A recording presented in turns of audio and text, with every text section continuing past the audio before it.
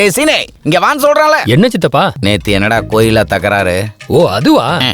கோயில் கிட்ட புறம்போக்குங்க பொண்ணை கிண்டல் பண்ணிக்கிட்டு இருந்தாங்க. அதான் என் ஸ்டைல 2 போட்டேன். அவங்கள மட்டும் தான் அடிச்சா எல்லாம் அந்த பொண்ணு. அச்சி, எப்ப பார்த்தாலும் உங்களுக்கு அதே நினைப்பு தானா? ஏதோ அந்த பொண்ணோட வாய்ஸ் நல்லா இருக்குன்னு சொன்னனே தவிர என் பயமும் அதுதான்டா.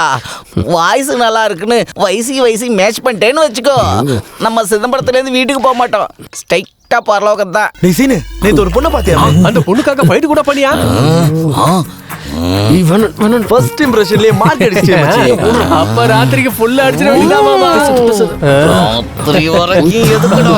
இப்பவே தரம் வாங்கிக்கங்கடா. சித்தப்பா, அவங்கள நீங்க விடுங்க. என் வேதனை உனக்கு எங்கடா தெரிய போகுது? இந்த விஷயம் மட்டும் ராஜாவுக்கு தெரிஞ்சதுன்னா கேட்டரிங் இங்க இருக்காது, 10 லட்சமும் கிடைக்காது. இது வரைக்கும் முன்ன பின்ன எதையும் பார்க்காதவன்டா. நிராசையோட போய் சேர்ந்துடக்கூடாது. அப்பா சாமி, உங்களை ராஜா சார் வர சொன்னாரு. ராஜா சார் ஒண்ணும் ஆகாது கூப்பிட்டாரா? சித்தப்பா, நீங்க தைரியமா போயிட்டு வாங்க. எங்க போற? கோத்து விட்டவன் நீ சித்தப்பா, எனக்கு வேலை இருக்கு, விடுங்க. சொல்றத கேளுங்க சித்தப்பா, நான் வரல.